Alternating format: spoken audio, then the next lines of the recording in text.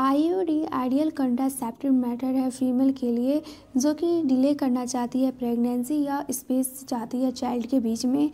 And ये most widely accepted method है contraception का इंडिया में। प्रोजेस्टेरॉन एंड प्रोजेस्टेरॉन एस्ट्रोजन के कॉम्बिनेशन को स्मॉल अमाउंट में लिया जाता है ओरली टैबलेट के फॉर्म में, इसको हम पिल्स बोलते हैं। एंड ये जो पिल है वो डेली लिया जाता है, मतलब कि 28 डेज़ का मेसो साइकिल होता है तो स्टार्टिंग से लिया जाता है रेगुलरली 21 पिल्स, और लास्ट का जो 7 डेज़ रहता है उसमें सिर्फ आयरन टैबलेट रहता है, प्रोजेस्टेरॉन एस्ट्रोजन का कॉम्बिनेशन नहीं रहता है। ये इसलिए दे दिया जाता है ताकि गैपिंग नहीं हो डे वगैरह में और फिर याद रखने में भी आसानी होगा।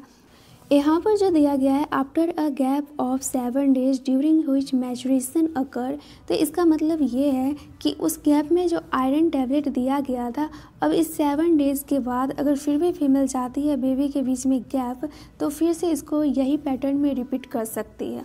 पिल्स लेने से ओव्यूलेशन एंड इम्प्लांटेशन इनहिबिट हो जाता है एंड सर्विकल म्यूकस का जो क्वालिटी रहता है वो चेंज हो जाता है ताकि वो स्पर्म के एंट्री को रिटार्ड कर सके।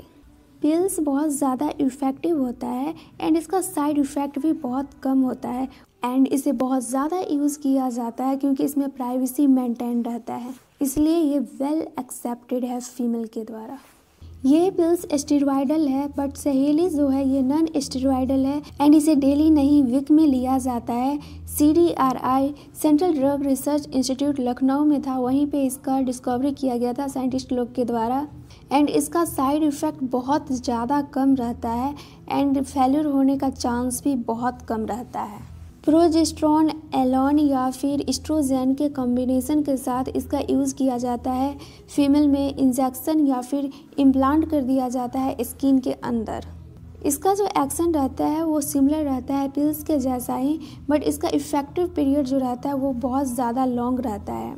इमरजेंसी कॉन्ट्रासेप्टिव में आता है प्रोजेस्टेरॉन एस्ट्रोजन का कॉम्बिनेशन, IUDs, ये सब इसलिए इमरजेंसी कॉन्ट्रासेप्टिव में आता है क्योंकि अगर रेप वगैरह हो जाता है या फिर अनप्रोटेक्टेड सेक्सुअल इंटरकोर्स हो जाता है उस टाइम इसको दिया जाता है, इसे अवॉइड किया जा सकता है प्रेगनेंसी को।